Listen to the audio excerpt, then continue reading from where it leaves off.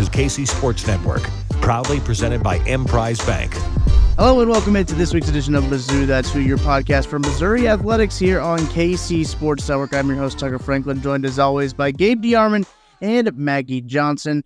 Missouri Tigers didn't quite get it done in Athens, Georgia on last Saturday, losing 30-21. Maggie was in attendance. Gabe, you were there as well. I was in Kansas City. I did not make the trip down to Athens, Georgia, sadly. But Gabe, how was your trip? How was your time in Georgia? It was good. It's a good place to watch a game. I was impressed with the atmosphere, and it was a good game. I mean, it was a better game than I probably expected to see going down there. We'll get into that a little bit more. Maggie, how are you? I saw you went to the College Football Hall of Fame. Looked really cool. They got all kinds of stuff down there. Yeah, so I flew in. I got there really early on Friday with a couple of other Missouri fans who also, for some reason, were crazy and took a 5:20 flight out of St. Louis. But got there early, got to explore Athens all day. It was very cool. Fans in Athens are great. Don't let the Georgia Twitter fans fool you. The fans in Athens are great. They do bark a lot. That is true. True story. They do bark a lot during the game, before the game, after the game. Lots of barking. But they really are good fans. They're fun fans. Athens, great college town. Probably one of the better ones that I've been to. Yeah. Wish we would have won, but... Did you fly into Atlanta when you left St. Louis at 5:20 in the morning? So I'd go to Nashville first. Okay. And then Atlanta, and then I got a direct back on. So on Monday. My question is, were you able to get a rental car at Atlanta? Did you? Yes, do that? because I flew in so early. Yes. I got the rental car. I was second in line, got my rental car, got to Athens like super early, but I heard it was a nightmare, so I'm sorry for everybody that had to deal with that. Yeah, so if you ever fly into Atlanta, do it as early as you possibly can in the day, because last year we landed in Atlanta at 8 o'clock and waited approximately 3 hours to get a rental car, even though we had a reservation. So that was to go to the Auburn game. So on Friday night, I get a text from Gerard Hamilton at about 8:50. His flight had landed at 8:42. The wait for rental cars is 7 to 8 hours. Once again, with a reservation. So he took a Lyft to our hotel in Commerce, Georgia, which was about an hour and 10 minutes away. But I heard that actually ended up being a kind of a better deal because it ended up being cheaper than some people spent on rental cars. So Really? Yeah. So I mean, I think somebody told me theirs was like $120 on there, so it actually ended up not being that bad. But yeah, I got to pick mine up. My friend got in about an hour after me. I picked her up, and then we just kind of rolled to Athens. So we got kind of lucky, but yeah, I didn't have to learn that lesson. I got lucky, but some other people learned the lesson. That sounds awful. I was trying to think of ways that I could go to Athens for all of this, for this excursion. But then it quickly dawned on me that the Chiefs played an 8:30 a.m. game that I had to be in attendance for the post-game show. And I said, you know what? Just going to have to skip this one out. I will be in attendance for this Tennessee game, though, this week. So very excited about that. We'll be in Columbia. So fans will be happy. Fans will be so happy. Maybe sad. Maybe they'll be sad I'm in attendance. Who knows? We'll just have to find out. But let's get into this game. 30-21, a game where Missouri had the ball and they had a chance to take the lead in a football game against the defending national champion, the two-time defending national champions, in a drive where they had momentum going for them on that drive. Unfortunately, it only takes one mistake against this Georgia Bulldogs team, then they'll make you pay. But Gabe, thoughts on this game? Thoughts on the performance of the Tigers? So we do all these things where we make these sweeping conclusions and, can never get over the hump, and this guy's not good enough, and that guy's not good enough. Yep. And the truth is, they were one play from winning that football game, and they're 2 plays from undefeated, and they're probably 2 plays from 5-4. That is how narrow the margin is in this season. That Georgia is Georgia, because they make those plays almost all the time. And it was not a good throw from Brady on the interception that flipped the game. But also what I haven't really seen anybody do is give the 320-pound dude Nazir Stackhouse any credit for holding on to the ball and then outrunning everyone for like 45 yards. You know, I mean, there's a lot of big dudes that ball hits in the chest and just flutters to the ground, that they don't catch it. And Missouri maybe lives to fight another day. And then even after that, Georgia took over around its own 35. They still had to drive. Like, if Missouri gets a stop, they still get the ball back and can win that game. So Georgia made some plays, and sometimes that happens, and the other guy deserves some credit. And we did say, you know, what would we have to do to win this game? We had to keep penalties down. Did we do that? I wouldn't say necessarily. I mean, it's tough to know what a penalty is after watching that game, if we're being honest. And I want to be clear, on both teams. Yeah. It was horribly officiated. I agree. And I got messages from a friend that works at Saturday Down South. I got messages from family members that are not Mizzou fans. I mean, it was a bad day for the officiating crew, I will definitely say. And it, you know, depending on which fan base you ask. And it was hard to also tell too, because they would show replays on the screen and they would definitely click off whichever one made it look worse for Georgia on the screen. So it was kind of hard to tell for fans, like, if it was a good call or not a good call. So it was kind of until people would text me that I would even know if it was a bad call or a good call. I couldn't really tell. But couldn't tell watching the broadcast either, because there was that one sequence where it was the trick play that they ran with the ball that was completely overthrown, basically like out the back of the end zone, that they called the defense pass interference. They didn't talk about it at all. I don't know how well it was communicated in the stadium that they were calling a pass interference there, but they had no idea that they were calling a pass interference there. Like the broadcast. Well, the problem on that one was I didn't see the flag for like 7 seconds because the official didn't throw it. It was the official on the goal line, and he literally dropped the flag next to him. It was laying by the pylon. I didn't see it for a long time. And like, I understand, like, it was loud there. So I understand, you know, the false start calls, but you have to be better. That's something I assume that they practiced all week. You would think that they practiced all week. I don't know. It was just something you were disappointed in. I just feel like flags were kind of flying all day, and yeah, I don't know. Here's the interesting thing to me, though. We thought Missouri was going to have to play a near perfect game to win. They didn't, and they had every shot. And they had the shot, yeah.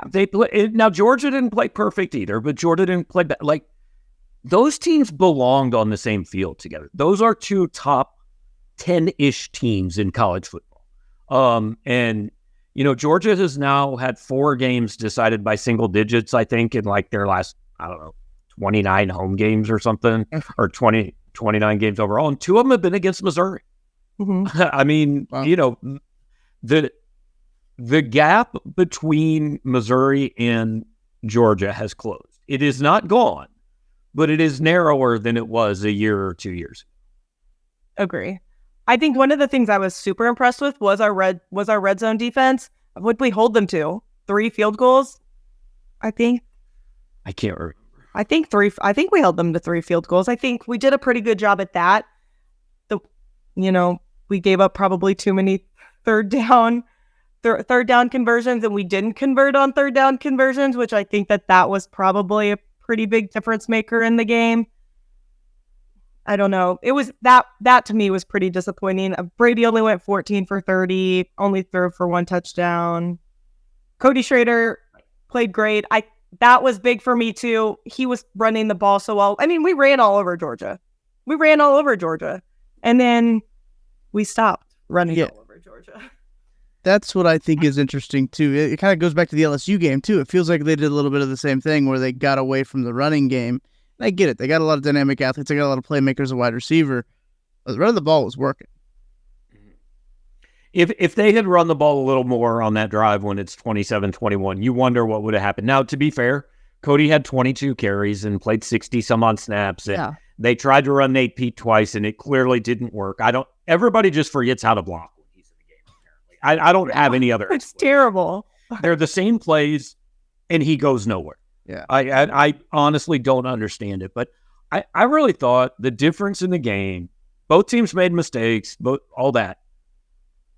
When Missouri made a mistake, Georgia really made them pay, right? There's the third down pass interference on Drayden Norwood, touchdown on that drive. There's the PI on Tyron Hopper at the goal line. They scored on that drive. And the third down numbers were close, but like when Georgia converted third down, it led to important things. And so ultimately Georgia just took a little more advantage of the opportunity. And again, that is why they're 42-1. That is why they're chasing a third straight national title.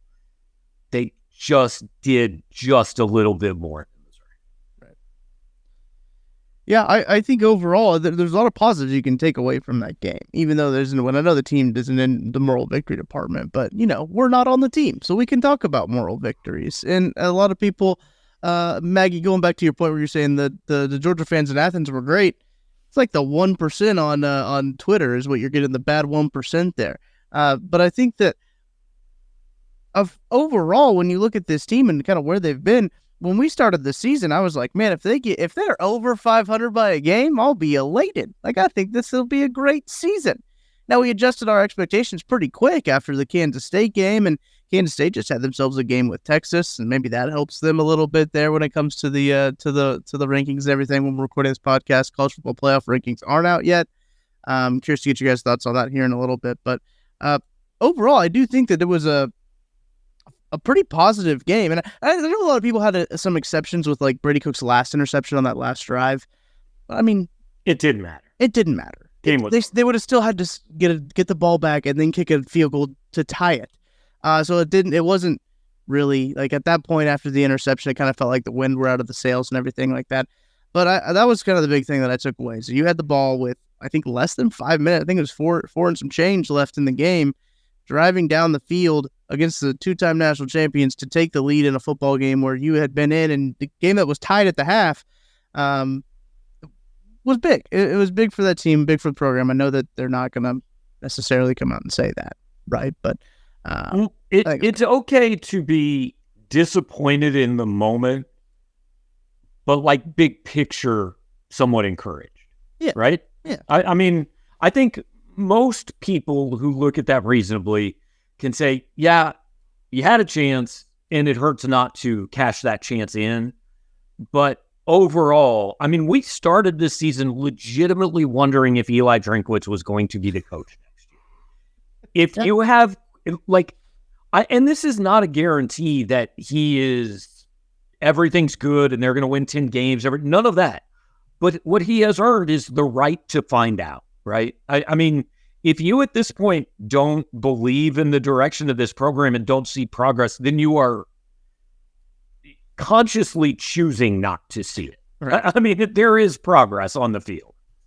I think that's internally and externally. I feel like I see things from like outside of the program, like other fan bases too, that they don't see it or they don't see the growth too. And I don't know if people if they just choose to only see like that, the name on the front of the jersey, you know what I mean? And that always baffles me too. I think you're searching for negative stuff on Twitter because honestly, I think Missouri earned a lot of respect on Saturday. Like, I saw that from Georgia fans. The only thing I can compare this to, and this is before your guys' day, but in 1997, when I was in school, Missouri lost to number 1 Nebraska in overtime on the kickball.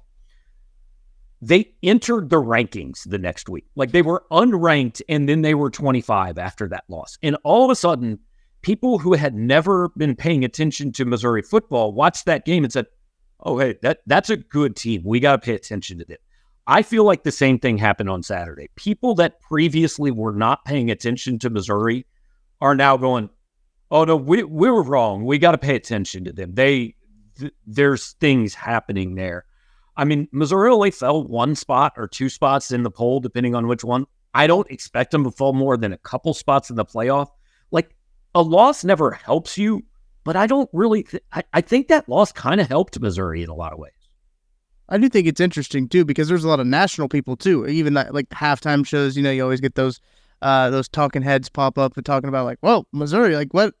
Look what Missouri just did to Georgia over there. They were in a game right there. Like that's what you heard when they were playing the highlights. It was like, wow, Missouri hung in it there with it, and I do think that's not nothing. Obviously, Lee Corso picked them to win the game.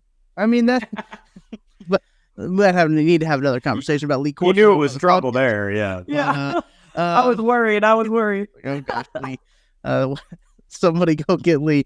No, it's tough to watch Lee Corso on College Game Day now. I feel bad. That's just one of those things where it's like, that's my childhood right there, and I'm seeing it go away before my eyes, and just watching him make some of these picks is tough. But you're right. I do think that's interesting, and Gabe, you bring it up. I think you made a tweet maybe when the polls came out. I'm getting my days mixed up as they all run together, especially with the early German game for the Chiefs. Like it seemed like that was all one day, Saturday and Sunday, and then having time after a Chiefs game was a very weird feeling to have as well in a day. But I think it's really interesting where they do go in the college football playoff rankings, because there were some big wins. Oklahoma State had a big win over Oklahoma. Oregon State, I believe, had a win too that might push them up a little bit higher. There's another team that might have underneath them that might have had another big win, Louisville. I know they were kind of right around the same spot. So I'm curious where they do land. I think they're still a top 15 team, and I don't think there's anything wrong. I don't think Missouri fans should be upset with them still being a top 15 team. But I do think that the college football playoff, man, Gabe, I go back to, again, another thing that you said earlier in the year about, like, be super sick if there was a 12-team playoff this year. Like, that would be really cool. If there was a 12-team playoff this year, we would have, in Columbia this weekend, a play-in game. Yeah. I mean, the winner of this game would be alive for the playoff, and the loser would be done.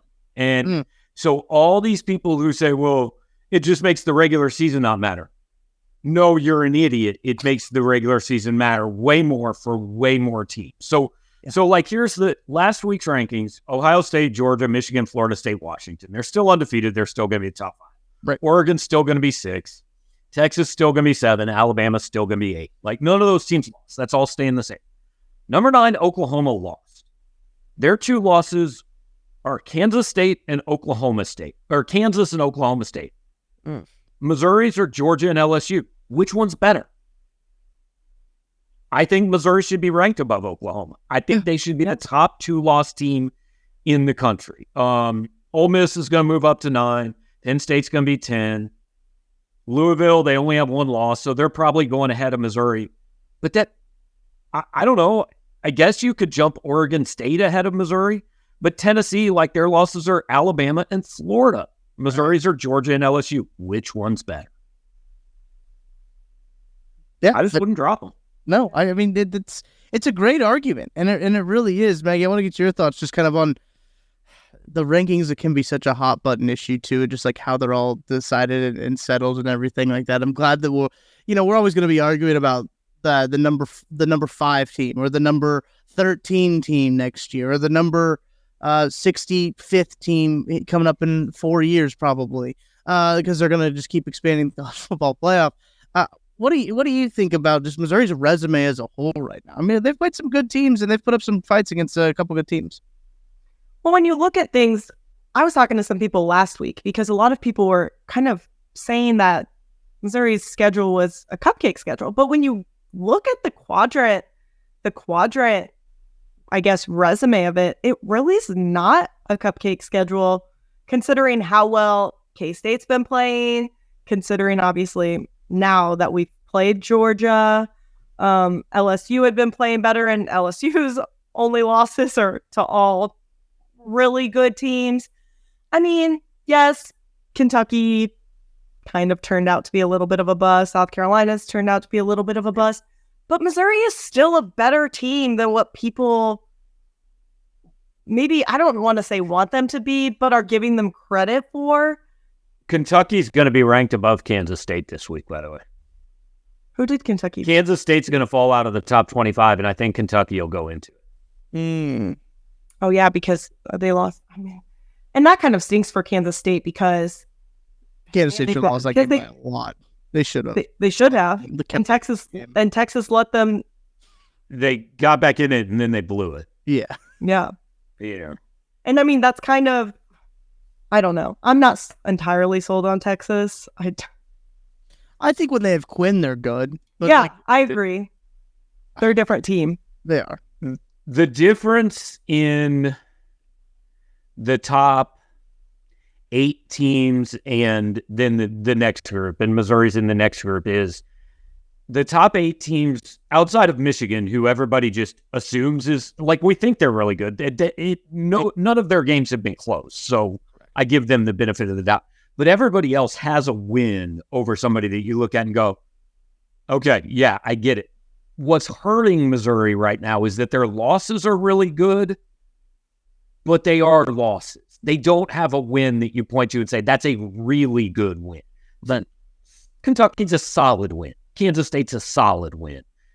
But again, like, Oklahoma has the win over Texas, so whether that outweighs the 2 worst losses, maybe. But, like, Tennessee doesn't. I don't know what Tennessee's best win is. Probably Kentucky. I mean, they're in the same boat. They've had basically the same season, so I don't see why they jump Missouri. And it's such a waste of breath because these rankings they don't matter right now. They don't matter for another 3 weeks, Right. I think like you can literally rank them anywhere, and then in 3 weeks just change your mind and say, oh, no, we got to make sure they get in the top 12 because we think they're in the 12, so we moved them. I think even beating Tennessee this weekend wouldn't even be, like, obviously they're ranked highly, but I think the best win people would still look at it and still be like, well, Tennessee hadn't beaten anyone, so I don't really know why that's that great of a win for Missouri. You can do that with any team, though. Like, I can look at Ohio State and tear down what they probably. I'd say Ohio State might have the best, like, actual tangible resume right now, but I can still look at it and poke holes in it. But they probably fall this week because Notre Dame lost to Clemson and Georgia finally beat a good team. Georgia will be number 1 tonight. I'm pretty confident. I hope so. And should be. They should be. Yeah, absolutely should be. Missouri does have a big game coming up against Tennessee. But we got to take a break first before we dive into the Tennessee matchup and the remaining games they have on their schedule. Then we'll dive into some hoops talk, a little bit of hoops talk. Gabe was there at the at Mizzou Arena to give us his first-hand viewing experience of this Dennis Gates team. I'm building it up a little bit more than maybe I should. But first, got to tell you about our friends at homefieldapparel.com. Listen, I was just going through the website and just throwing stuff in the cart and seeing like, oh, this is a really sweet James Madison Duke shirt. Let me put this in my cart. Oh, this is a really cool Idaho Vandal shirt. Let me throw this in the cart. So I was just going through, looking at over 150 plus colleges that they got. And they just dropped a Mizzou bomber jacket too. Absolutely sick. So if you want to go get that bomber jacket, go get it while supplies last. Flying off the shelves there. Haven't made an order at homefieldapparel.com yet? You can use the code KCSN23 for 15% off your first order. We got you covered there. We got you covered. Whether it's Mizzou, whether it's Tulane, whether it's FIU, whether it's Cal Polytechnical Institute, they got you covered at homefieldapparel.com. We're going to take a break and talk more Mizzou football coming up next. Thanks for listening to KC Sports Network. Make sure you download our new app. Find it on the App Store or Google Play. Just search KC Sports Network. Big game coming up in Columbia this weekend as Tennessee travels to Columbia to take on the Missouri Tigers. This is a 2:30 kickoff game. It was one of those games that had a stipulation to it, whether like Missouri won against Georgia, there was going to be a night game, or if they lost, it was going to be the 2:30 game. Back-to-back 2:30 games, both on, I think it's on CBS, right? Off the top of my head. So back-to-back nationally televised games for the Missouri Tigers. This one, lots of implications for second place in the SEC East here as well. I don't really think either of these two teams. Georgia would have to have a catastrophic collapse that I do not foresee happening to claim for either of these two teams to claim the SEC East. Tennessee mathematically still can. Missouri can. Okay. If Tennessee were to beat Missouri and Georgia, and Ole Miss also beat Georgia, That's right. They still have then Tennessee also beat Vandy. So they have to go 3-0, and Georgia has to go 0-2, which seems unlikely. It does. I would agree. It seems unlikely. 14 is Tennessee in the coaches poll, or the AP poll. 16 for Missouri in the AP poll. We'll see how that all changes coming up here on Tuesday. Whenever you're listening to this podcast, I don't know when you're listening to it because that's the magic of podcast, baby. You probably already know what the ranking is for the Missouri Tigers. But Gabe, first thoughts on this matchup here. This is a coin flip. I think we talked last week. Like, I know Georgia was the bigger game, but I think this is the more important game. Yeah, because Georgia was always a loss. Like, it just always was. And yes, it was a close game, and you could have won it. And I'm not saying the team viewed it that way. The team went down there and thought they were going to win the game. Absolutely. None of us did. Nobody else outside the locker room and Lee Corso did. So all that happened on Saturday was kind of what we always thought was going to happen. Well, this is a game where before the season, I think most people pegged this as, yeah, they're not going to win this game. Yeah. But somewhere around that LSU game, we started to go, maybe not. And depends on where you look. Missouri is a 1-point favorite, a 1-point underdog somewhere. It is the definition of a coin flip game. The winner of this keeps hopes alive, if you're Tennessee, that you can win the East and do all that.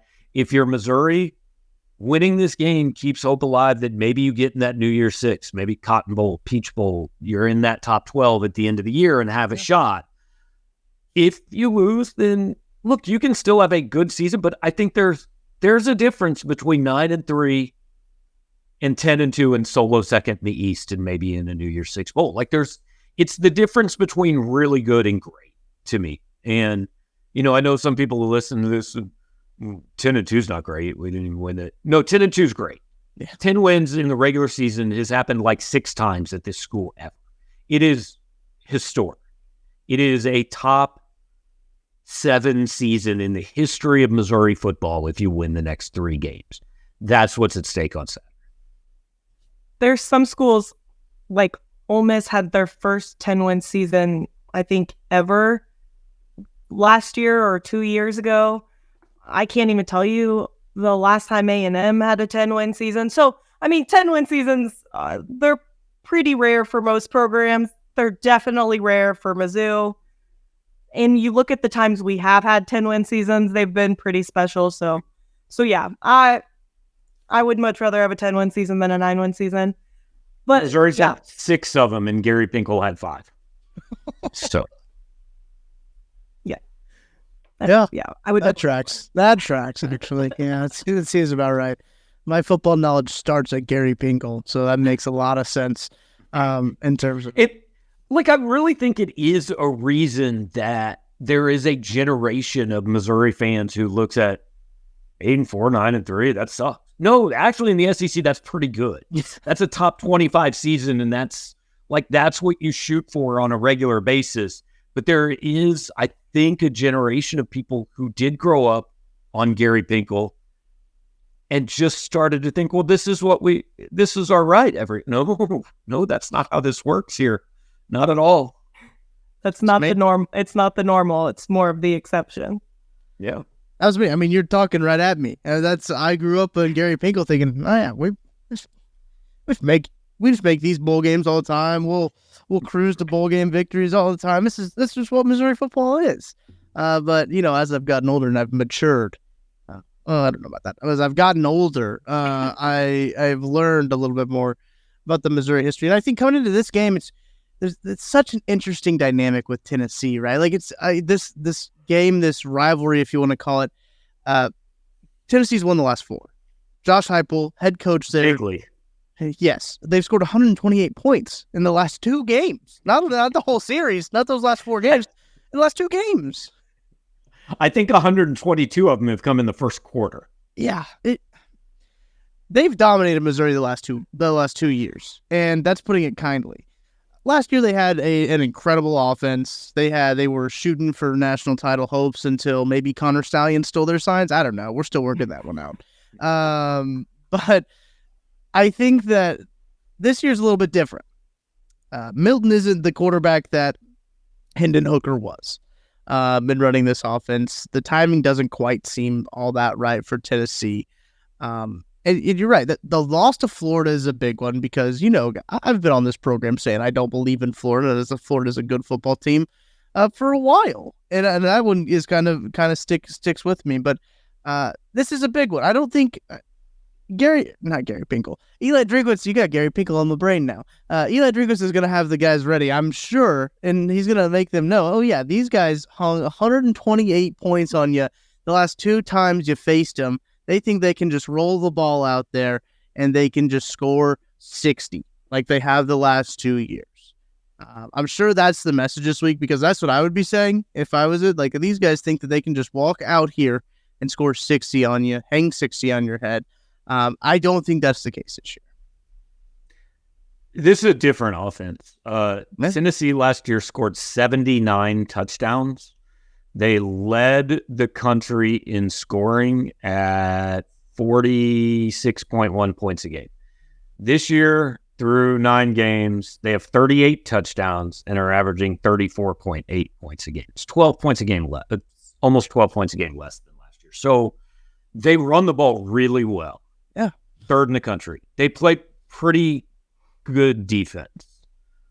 Joe Milton is okay, but they don't have the passing game they had. So, this should not be a team that can come in here and hang 60. They can beat you, but this is not a team that, unless you're UConn, runs away and hides. Yeah, Jim it's Moore definitely was ready. It's definitely a good thing that our front 7 is playing their best football of the year. Definitely a good time for Tyron Hopper to start showing up. And I mean, dang, he had a good game. Had 10 tackles against Georgia. So, I mean, it's a good time for our linebackers and, everyone to start showing up for sure. This is the time for that because they're going to try to run it down our throats 100%. Here's Tennessee against the grown-up teams they played this year. Because, Virginia doesn't count, Austin Peay doesn't count, UTSA doesn't count, and Connecticut doesn't count. So, 16 points in a loss to Florida, 41 in a win over South Carolina, 20 in a win over A&M, 20 in a loss to Alabama, and 33 in a win over Kentucky. 33 is the high water mark against a real team that counts. Yep. I'm sorry, 41, if South Carolina is a real team. I don't think so. I don't think they are. They should have lost to Jacksonville State. It's such an anti-Josh Heupel offense, and I think it's funny. It's just like, we're going to run the ball, and we're going to play defense, and that's how we're going to win these football games. Just this is so different than it was a year ago. I think it's the sign that he's a way better coach than we've given him credit for. Because, he won with this crazy throw the ball all over the field offense, and now he's like, well, I don't really have that, so I'm just going to have the 3rd best rushing game in the country and be ranked 15th.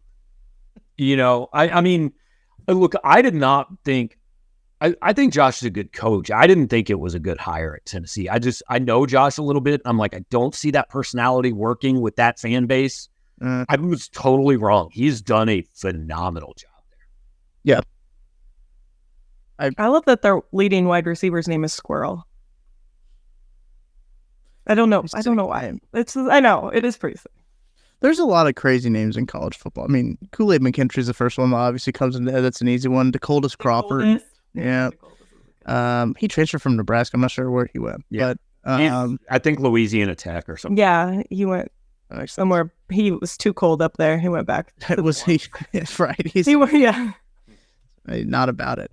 But you're right. When it comes to Josh Heupel there, it was one of those hires that was kind of a head scratching at the time. I think is probably the right way to put it. And it's worked. I mean, outside of South Carolina obscurely hanging 40 something on their heads, he's had put together we've already outlined the circumstances that could have gone on around that game.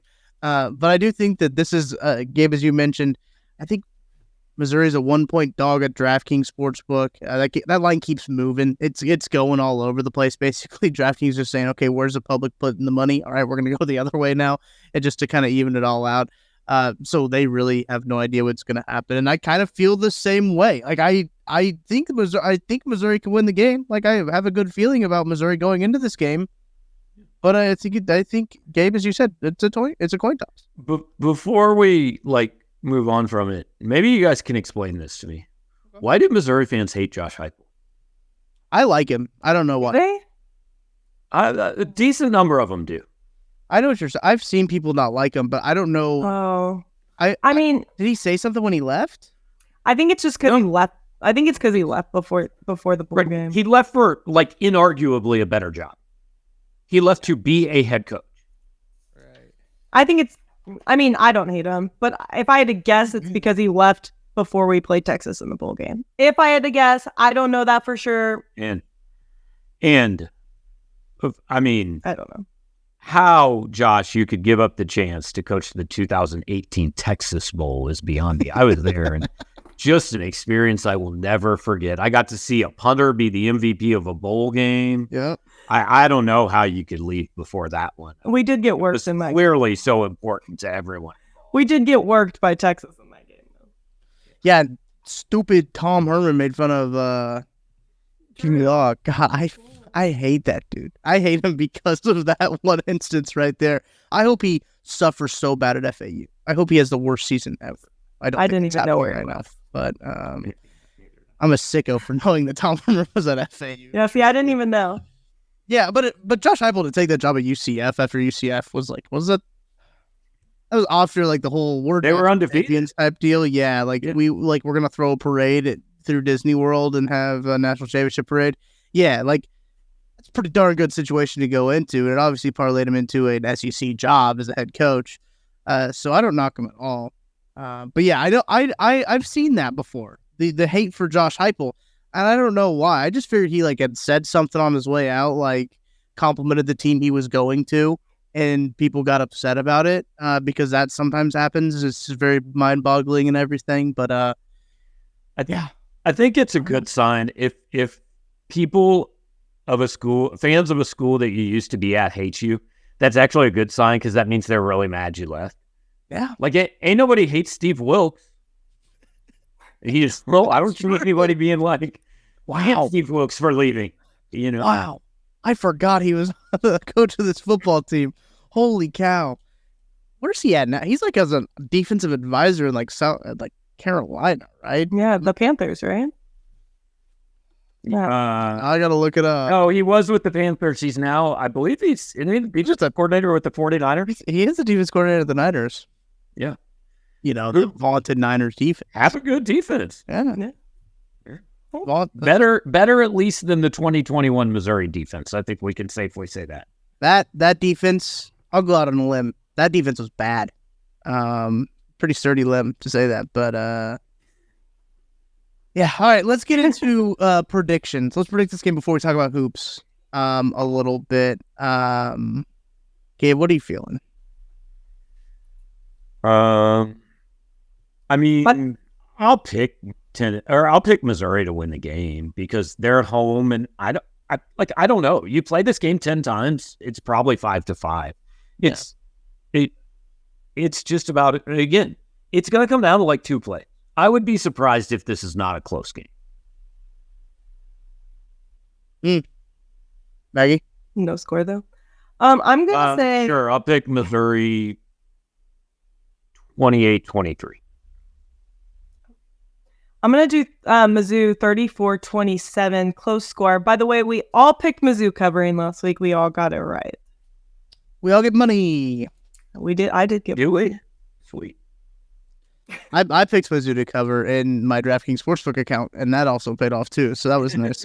I also picked their money line. That did not work out as well. I know, same. I did too. I went with I did an LSU and a Mizzou one just because I was like, I may as well put a little bit down for a big payoff. It didn't work. I didn't lose much. I was at LSU, went away from a five-team money line parlay. The Dukes, the Horns. I can't remember who else, but I know James Madison pulled through on me on that one. I'm picking Mizzou 36-29. They're going to come through with a win there in the most obscure fashion. I think it's going to be a weird one, and I'm here for it. I'll be in attendance, so it has to be weird. Those are the rules. All right, let's talk about some Missouri basketball.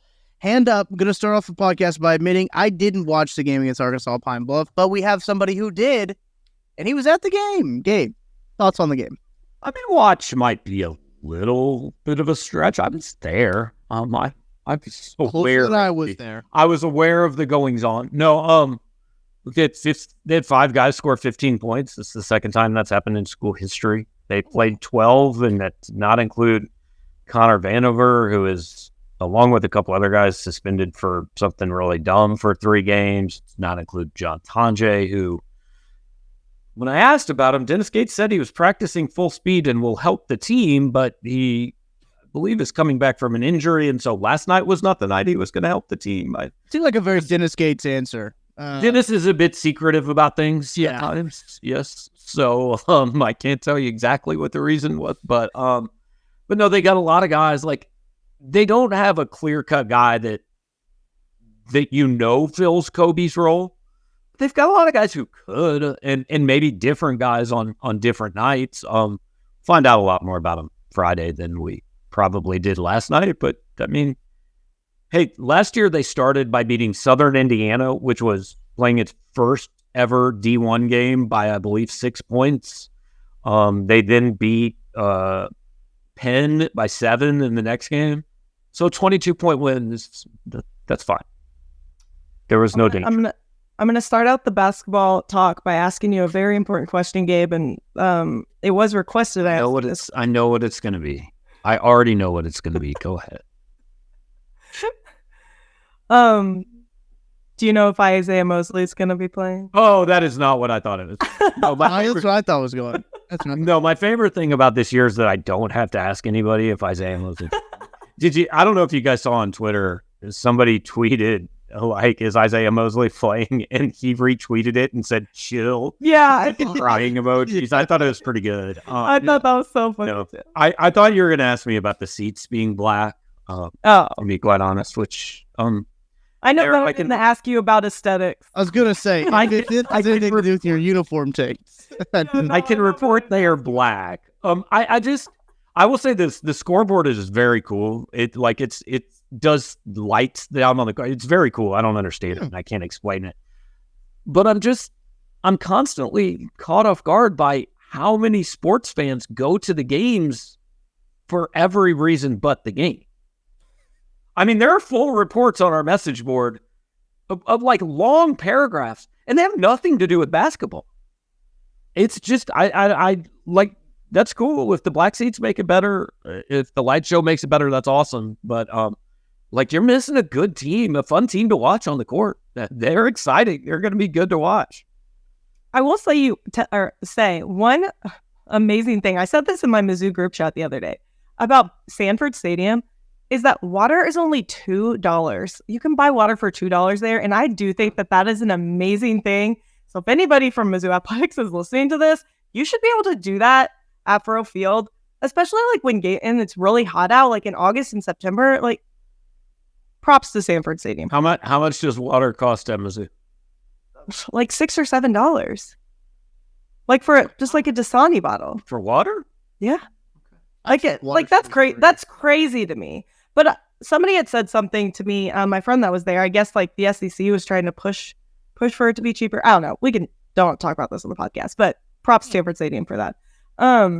But super impressed with Sean East. I went on on an Arkansas podcast, and I talked about how he was somebody I was excited to watch to see his offseason improvement.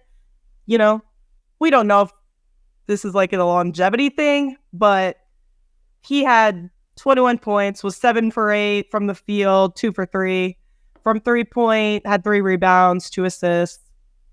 Very impressed with his play. Yeah, I started online last night. I started the Tamar Bates fan club. So. I did see that. Yeah, also him. He's He's going to be a lot of fun to watch. I think Caleb Grill is like, you can see some of the reasons that they're confident. Caleb didn't shoot the ball well last night, but he was all over the place. Jesus Carolero Martin was like, he had 4 assists in 10 minutes and then just didn't play in the second half because Aiden Shaw had 9 rebounds. So I think there's going to be, I already know after every game, I'm going to be asked about somebody. Well, why didn't this guy play more? Well, because there's only 200 minutes and they have 18 dudes on their roster.